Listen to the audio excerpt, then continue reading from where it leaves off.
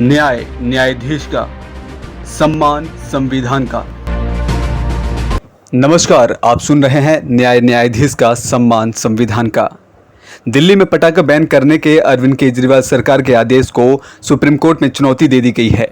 पटाखा बैन के खिलाफ याचिका पर सुप्रीम कोर्ट सुनवाई को तैयार हो गया है और दिवाली से पहले इस मामले की सुनवाई होगी। दरअसल सुप्रीम कोर्ट में याचिकाकर्ता ने मेंशनिंग करके मामले की जल्द सुनवाई की मांग की है। इस पर सुप्रीम कोर्ट ने कहा है कि वह दिवाली से पहले ही मामले को सुनेगा और इस मामले की सुनवाई 10 अक्टूबर को निर्धारित की गई है। दिल्ली में पटाखा बैन मामले में सुप्रीम कोर्ट में एक और याचिका दायर की गई है। भारतीय जनता पार्टी के सांसद मनोज तिवारी ने दिल्ली में पटाखे बैन के खिलाफ सुप्रीम कोर्ट में याचिका दाखिल की है और पटाखा फोड़ने के संबंध में नए दिशा निर्देश जारी करने की मांग की है। बता दें कि इस महीने की शुरुआत में दिल्ली सरकार ने अगले साल जनवरी तक पटाखे पर बैन लगा दिया है। मनोज तिवारी ने याचिका में कहा कि जीने के अधिकार के बहाने धर्म की स्वतंत्रता को छीना जा रहा है। याचिका में दिल्ली सरकार को अनुमति योग्य पटाखों की बिक्री खरीद का नए निर्देश जारी करने चाहिए। याचिका में दिल्ली सरकार को अनुमति योग्य पटाखों की बिक्री खरीद का नए दिशा निर्देश जारी करने की मांग की गई है। बता दें कि दिल्ली सरकार ने बढ़ते प्रदूषण के स्तर पर अंकुश लगाने के लिए सभी प्रकार के पटाखों के उत्पादन, भंडारण, बिक्री और इस्तेमाल पर प्रतिबंध लगाया था। दिल्ली के पर्यावरण मंत्री गोपाल राय ने बीते दिनों ऐलान किया था कि राष्ट्रीय राजधानी में 1 जनवरी 2023 तक सभी प्रकार के पटाखे के उत्पादन, भंडारण, बिक्री और उपयोग पर पूर्ण रूप से प्रतिबंध रहेगा। उन्होंने कहा कि पटाखों की ऑनलाइन बिक्री पर यह प्रतिबंध लागू होता है। हालांकि उन्होंने यह स्पष्ट नहीं किया कि प्रतिबंध कब प्रभावी होंगे। गोपाल राय ने ट्वीट कर कहा था कि दिल्ली में लोगों को प्रदूषण के खतरे से बचाने के लिए पिछले साल की तरह इस साल भी पटाखे के उत्पादन, भंडारण, बिक्री और उपयोग पर पूरी तरह से प्रतिबंध लगाया जा रहा है ताकि लोगों की जिंदगी बचाई जा सके। उन्होंने कहा कि इस बार दिल्ली में पटाखे की ऑनलाइन बिक्री, डिलीवरी पर भी प्रतिबंध रहेगा। यह प्रतिबंध 1 जनवरी 2023 तक लागू रहेगा। प्रतिबंध को कड़ाई से लागू करने को लेकर दिल्ली पुलिस, डीसीपी, दिल्ली प्रदूषण नियंत्रण समिति और राजस्व विभाग के साथ मिलकर कार्य योजना बनाई जाएगी।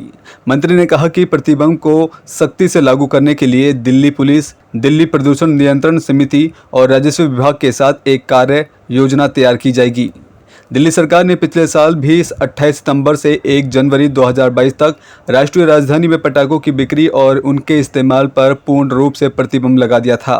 बीते बरस पटाखे जलाने से होने वाले प्रदूषण के खिलाफ जागरूकता पैदा करने के लिए शहर की सरकार ने पटाखे नहीं, दिए जलाओ अभियान की शुरुआत की थी।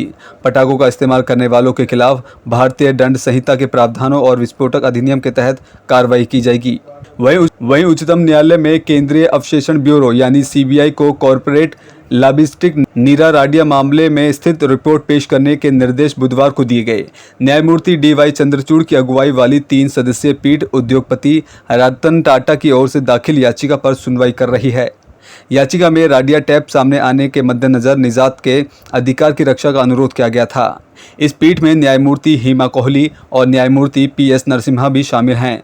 पीठ ने कहा, हम अवकाश के बाद इसे लेंगे क्योंकि पिछले सप्ताह संविधान पीठ बैठ रही है। इस बीच सीबीआई अद्यतन स्थिति रिपोर्ट पेश कर सकती है। मामले की अगली सुनवाई 12 अक्टूबर को होगी।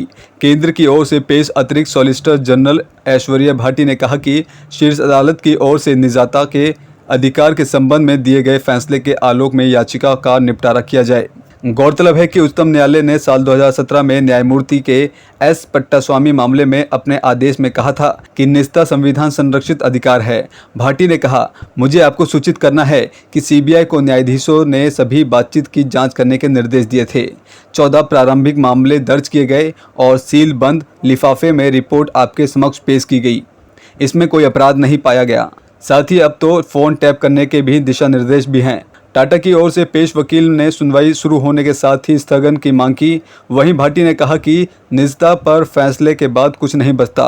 याचिकाकर्ता के वकील ने न्यायमूर्ति को सूचित किया कि गैर सरकारी संगठन centre for public interest litigation यानी CPIL ने भी एक याचिका दाखिल की है जिसमें कहा गया है कि इन टेप की बातचीत को व्यापक जनहित में सार्वजनिक किया जाए। CPIL की ओर से जिरहा अधिवक्ता प्रशांत भूषण ने की। न्यायाधीश का सम्मान संविधान का।